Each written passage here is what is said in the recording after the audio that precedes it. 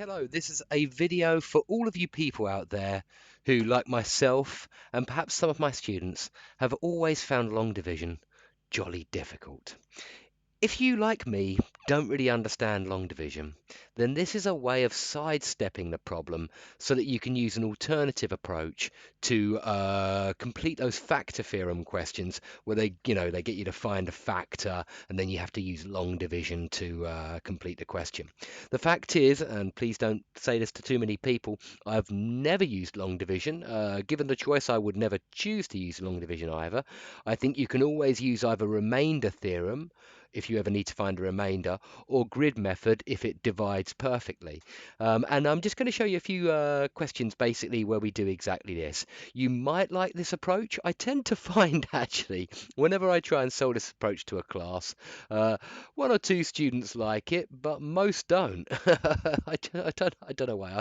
I think to be honest, they just don't like me, and so they try and use any method outside of the method I suggest. So there we go. Anyway, I'll stop being all bitter about these things and just get on with it. Let's say you've got a typical question, for example, like fully factorize. Well, find a factor of the polynomial,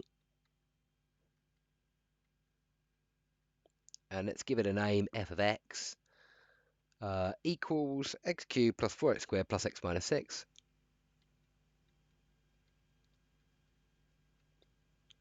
And hence fully factorize it and sketch it. Fully factorize and sketch f of x. Now, everybody is obliged to kind of start this in the same way. You've got to have to use factor theorem. And what is factor theorem if it isn't the guessing theorem? You just kind of guess at numbers which might make that 0. Now, I've deliberately made this one a nice one. If you guessed 1, you guessed good, because you're going to get 1 cubed plus 4 times 1 squared. And actually write this out in the exam so they can see that you're using factor theorem. And actually write out, you can see 1 plus 4 plus 1 is 6. Take away 6, it's going to equal 0. And then do write the words. Hence, x take away 1 in brackets is a factor. So every method, whether you use long division or grid method, you're going to start the same way. This is where you'll start to differ, though, where you'll start to use perhaps a very different way of notating it. Now, don't get me wrong, if there's any maths teachers out there sitting there thinking, well, the methods are equivalent. Yes, I know the methods are equivalent. They are absolutely the same thing, but I think they look really, really different. Right, the way you're taught in the book to do the next part is, if you're a long division fan, you'll do something like this. X minus 1. And I'm going to show you long division anyway, even though it's so tedious to use, and I hate the method with a passion. You write that inside there, I think, oh, I can barely remember, I just don't like this method. And then you say, how many x's go into x cubed? You're like, well, x squared, x is going to x cubed. And so then you have to do x squared times x minus 1 kind of at the side, and you get x cubed minus x squared. You write that down underneath, x cubed minus x squared. I'm already bored. I would have finished this already on the other side if I'd used my approach, but I just wanted to show you how bad this approach is. 4x squared minus x squared is minus x squared. Watch for the sign errors, is 5x squared. Bring this down, plus x. Oh, this is so disappointing. How many times does x go into 5x squared? I think it's 5x times. So if we do 5x times x minus 1, we get 5x squared minus 5x. I've barely got enough room to write this down. I'll probably make a mistake in this. I probably have already. Take them away again. You're going to get x minus 5x. Well, that's 6x. Bring this one down, minus 6. How many times does x go into 6x minus 6? It goes 6 times, I think. And so you're going to get 6 times x minus 1, which equals 6x minus 6. And lo and behold, when you subtract those, you get the remainder, which is 0. Right, finally, and I did that quickly. I was rushing that. I hate that method. I absolutely hate it. This is my preferred approach. This is grid method. I won't torment you with long division anymore for those of you who like grid method. Okay, so all you do is you say, okay, I know x minus 1 is a factor. And all that means is I know that x minus 1 must multiply by something to make this. And let me put that in red, just so I can highlight it and see it a bit clearer. I'm trying to find, this is just like the bus driver, yeah? I think bus drivers always do this. Bus drivers are smart people. They don't like subtracting. They prefer adding. It's easier to add. So when you give them, when the fare costs say £1.70 and you give them a fiver, they say 30p makes £2. So they added 30p onto £1.70 to make £2. And then another £3 makes a fiver because that's easier for them. This is the same principle of the grid method. Basically, the grid method says I can't divide, so I'm going to times because timesing is easier. So I've got x minus 1. I know x minus 1 needs to be times by a quadratic to make this cubic up here. Well, what do I need to start with? Well, it has to be x squared because that gives me the x cubed. Tick it when you've got it as well. Now, it also gives me a minus x squared.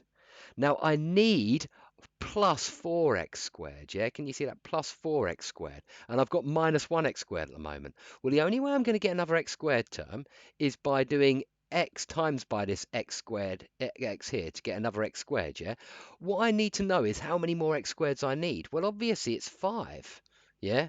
I need another 5x squared, because minus x squared plus 5x squared makes 4x squared. Now I've got that. That gives me minus 5x. I don't want minus 5x, so I want positive x. So I need another 6x. So that must be plus 6. And that gives me plus x overall. And what I like about this method is it tells me I've done it right at the end, because I get minus 6, which is what I want. That's it. Look how much working I've done compared to that. Look at it. Look at race. Who would ever use long division? Anyway, let's be honest though. The only reason we don't use long division is because I don't understand long division. Who understands long division? What sort of brainiac understands that? Okay, so you get x minus 1, x squared plus 5x plus 6. Both methods at the end require you to factorize a quadratic. And so you've got x plus 2x plus 3. And then I did actually ask you to sketch the quadratic at the end, so let's quickly sketch it. Yeah, let's draw. Let's do it really nicely. There we go. I probably should have done that in black. Well, we'll do the curve in black. We'll do the curve in green.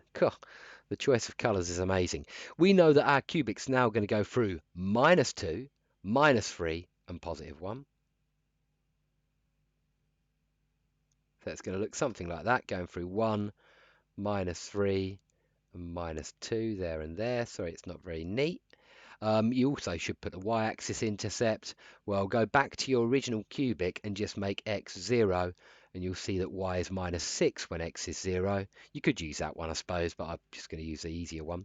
And that's minus 6. And you've done it. You've sketched the cubic. How about that? Okay, so I hope you liked that one. I'm just going to show you the superiority of the grid method now as well. Can I just show you the superiority? This came up in an old Olympiad from like the 60s. I saw it in a colleague's book, and I immediately thought, I like the sound of that. It is prove that the product, I've probably shown some of my classes this anyway, prove that the product of 4 consecutive integers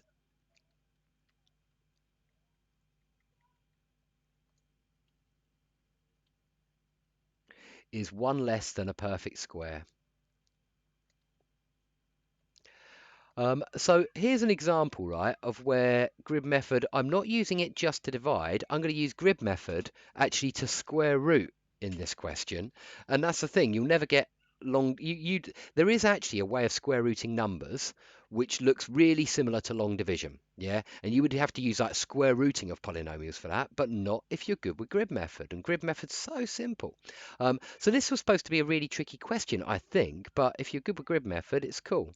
Okay, we've got the product of 4 consecutive integers. Well, I guess you probably guess at doing n times n plus 1 times n plus 2 times n plus 3. And you multiply those out, try and be systematic, n squared plus n for those first 2 terms, and then n squared plus 5n plus 6 for the last 2. And now times all of that by n squared first, you get n to the 4 plus 5n cubed plus 6n squared. Now times them all, that's horrible. Sorry, can I just smarten up my working? Now times them all by m plus n cubed plus 5n squared plus 6n, and then just simplify. N to the 4 plus 6n cubed plus 11n squared plus 6n. Yeah? Now you might think, what do I do now? Because I've got to show it's one less than a perfect square. Well, if I want to show it's one less than a perfect square, I need to show that it's stuff squared minus 1. Yeah? Then it's one less than a perfect square. Yeah? And it doesn't matter what the stuff is, provided it's a whole number. And remember here, n is a whole number because we're only dealing with whole numbers, integers. So let me just write that down. N is a whole number.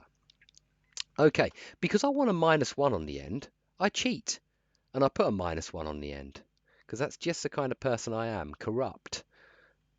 Okay, 11n squared plus 6n. But if I'm going to put a minus 1 on the end, I kind of have to balance that out by putting a plus 1 there, and then I haven't really done anything. Sneaky. Okay, now here comes the exciting bit, the bit where we use grid method. What I've got to try and do, like I say, is show that this is going to become just stuff squared. Then I've got the minus 1 on the end. I can say it's one less than a square. It's one less than a perfect square. Okay, so that's exactly what I'm going to do. And I'm going to do it with grids because I'm not very good at long division. I'm really not. That is the sad truth of the matter. Okay, let's do this neatly because we can. So I'll draw a little grid here and a little grid there. Okay, so what I'm going to try and do is, and let me highlight it in red,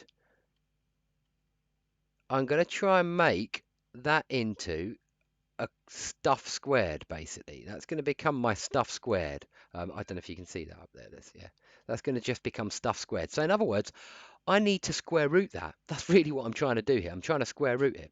Well, I'm going to use a grid because if I know that two things which are the same times together to give n to the power of 4 are quartic, they both must be quadratic. It must start n squared times n squared to give me n to the power of 4. That must be how my quadratic, which is going to be squared, starts. Now, how are you going to make the 6n cubed? Well, you might think, oh, I need a 6n. The problem with that is it will give you 6n cubed there, but then this must be 6n as well, and that will give you 6n cubed there, and you end up with 12n cubed. Well, that's no good. You want only 6n cubed.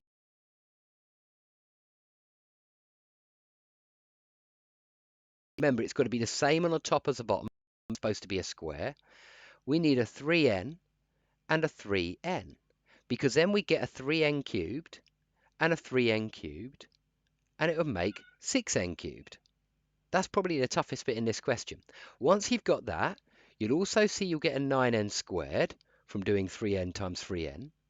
Now, we need 11n squared, so we need a plus 1 here to give us another n squared, and a plus 1 there to give us another n squared. Yeah, and then we've got 11n squared. Tick as you go to show you've got those terms. It's looking good.